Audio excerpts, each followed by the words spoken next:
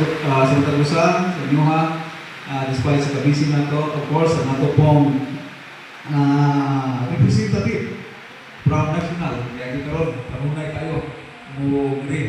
Kaya naghan po yung panutanan, ipagutanan niya regarding sa mga do's and don'ts, o gubat ang mga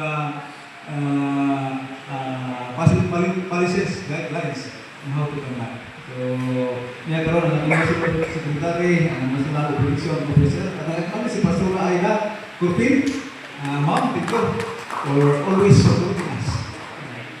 Mga bibi pagkitirari, so nagkinanglan may binikanan ng mga of course, we are growing na.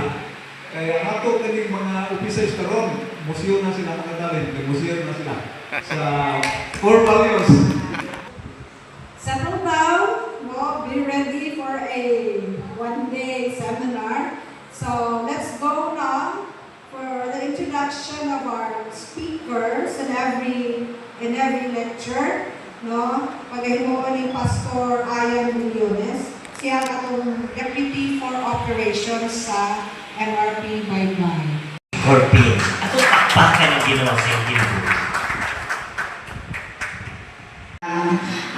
Baybay Lindy nga Moral Recovery Program. Asa ito pakpakan ang ginawa na? Salamat sa Diyos. I'm so blessed to be back. Third time. Ganun sa ako nga di na mabalik o niya. Kamu na lang mag-civic training. Okay, mausan niya ako gibuhat karon kay sabay man ang baybay sa Caraga Region. Ang Region 13. Sabay, we will bring our pulpit to the community. Ang atong pulpito may atong dalon sa komunidad kay maproblema ta nila o sudlanan kung manunod silang tanan. And that was my experience way back the time na nagtrabaho ko sa DSWD.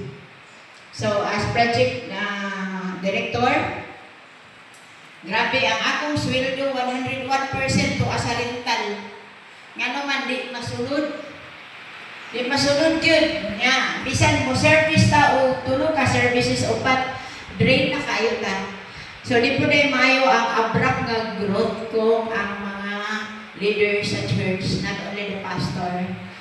Mga leader din sa church is not yet ready. So, mauna nga ang still under the office of the President. Gitat ang Moral Recovery Program kaya ato ko ng mga trainer, ang atong mga speakers bureau are the most credible of all the groups. Glory to God.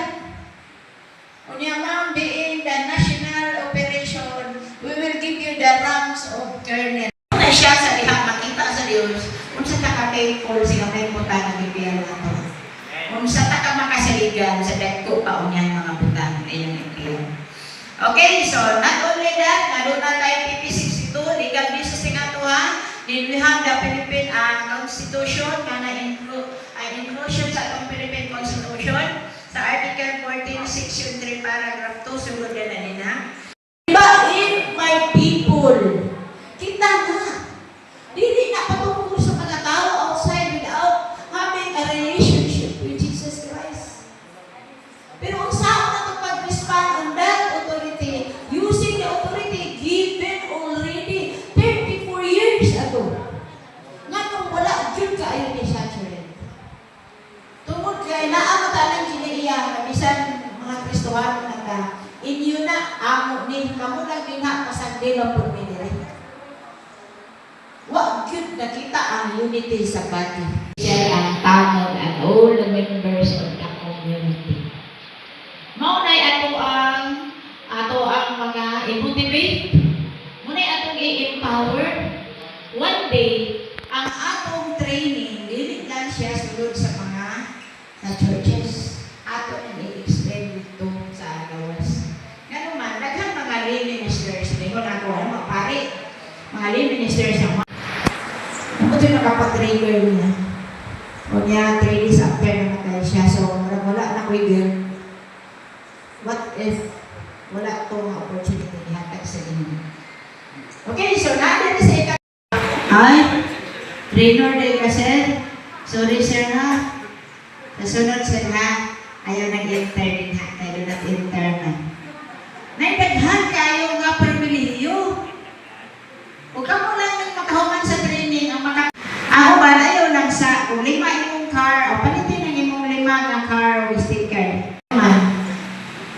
Speakers Bureau ka, life coach ka, trainer ka, community advisor ka. Again, kung sa ganito, ang ato ang challenge, unreserved obedience to the law of God and our country. So, reminder lang na. Okay, so mag-train taong daghan kayong mga ways of authority. Now, ang manotice natin din, there are four pathways of authority. Home, school, government, and then spiritual relationship. Now, ako sa nato na tapos na yung tanong ng author.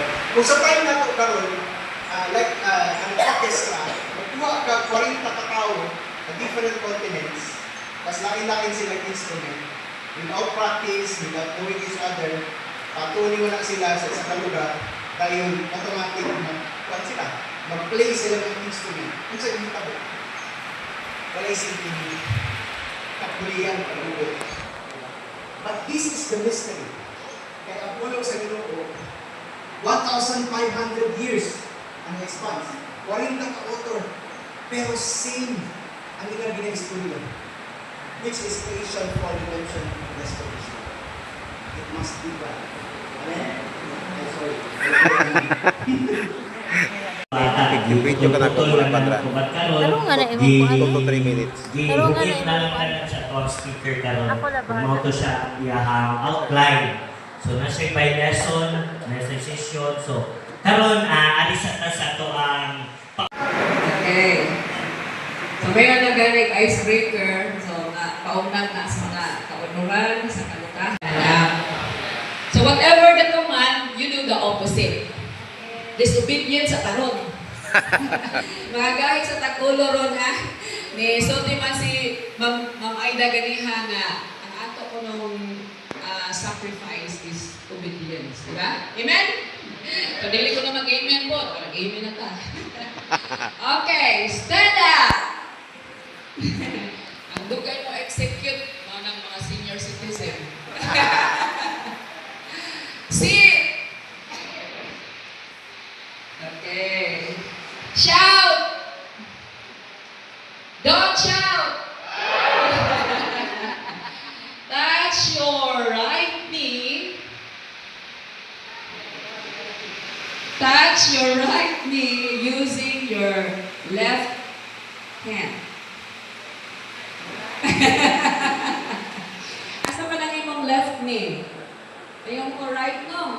So sa to pa, ang inyong i-touch, ang left na using your... Right. Oh. Makakuha na. Listen, no? Listen? Listen? Okay. Mo na icebreaker. To be able to define the scope of stewardship and to take concrete step to practice stewardship in all areas of our daily life. So, atong paghisgutan. Kaya, definition. 1 Peter chapter 4, verse 10, each of you should use whatever gift you have received to serve others. Ano ang gina-specific yung gift? Kung ano yung gift na meron ka. Ano yung meron kang gift, tapos yung iba na hindi mo gift, maganda. Pag-konti, yung mga ini-interest sa ating konti, pag malaki, mas malaki yung ating haharapin sa Panginoon. So, Luke chapter 12, verse 42. Naku verse na gibutang. And then, anong resulta pag hindi ka maayo? Our recovery program. This is the selfless love and service to people. So, kung ikaw na igugma, dili ka pwede nga dili mo hatag. So, isip ka mga magtutudlo, no, tigdala sa kabaguhan, madili lamang sa kabatanunan, but kung din sa tibuok, no, makatawag ato mas Mayang hapon, ma'am sir. Hapon. Kabagat. Okay, salamat sa opportunity. Okay, share ta kabahin sa sanctity of marriage. Sanctity of marriage meaning sanctity, sacred or sagrado to fulfill His purpose. Okay. So, kaning verse gingon diri sa Psalm 127:1, except the Lord build the house, they labor in vain that build it, except the Lord keep the city, the watchman walketh but in vain. So, ang sabot ini, murag kung ang kaminyoon wala diya ang Ginoo, magkagunihan kayo. Magkagunihan kayo ang kaminyoon kung wala ang Ginoo Jesus. Sa kagabion, niya, pagkabalot sa butag, wala tayo sulot ang bugas. Wala tayo bugas na malukang. Wala tayo itlog na maprito. Kung di mo kayo, mayroon nga, dili pa pwedeng iuli ang asawa. Unavoidable trials, sufferings, and problems of life. Yung mulakaw ka, wala isulot ang imong tangki sa imong motor kay mahal kayo ang gasolina, niya karon kay nagbinyo naman mo, hindi na pwedeng iuli sa imong ugangan. So muna siya ang mga failure usahay na sa kaninyoon. There is a proper perceptions of reality which leads to disillusions with relationship. 5 phases of marriage. Deterioration. Ano deterioration? Okay, husband and love their wives. Kita po mga husband eh, ito panggawa na ito mga asawa. Children, okay, obey their parents. Obey their parents. Parents po will not exasperate your children. Or another meaning is provoke. Do not provoke your children. O niya, natin mga helpers sa balay, hindi po dapat, no? Appeal ang mga helpers. Ang atong mga maid. Helpers can obey their earthly masters. Sila po, utahog po na ito. Na pinapod, can treat their dread, can treat them, helpers, properly without favoritism. Ato po, panggawa na itong mga patabag sa atong God is the author of marriage. Because God is the author of marriage, let us come here and follow His words. Allow God to lead your lives as well as your married life. Salamat. God bless. I state your name. Do solemnly swear that I shall faithfully serve as puputang ang inyong posisyon for na wala pa Speaker's Bureau.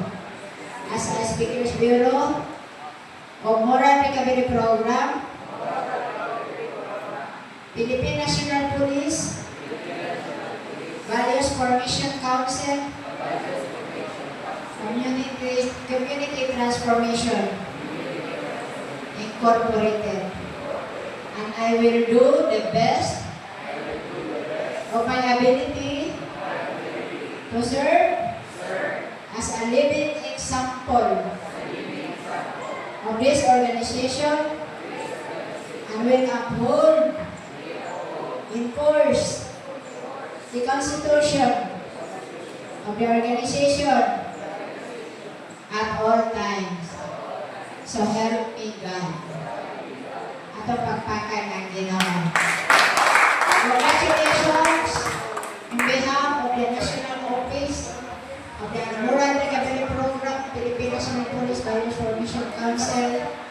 I welcome you as new members of the family of the MRP PNP BFCCPI.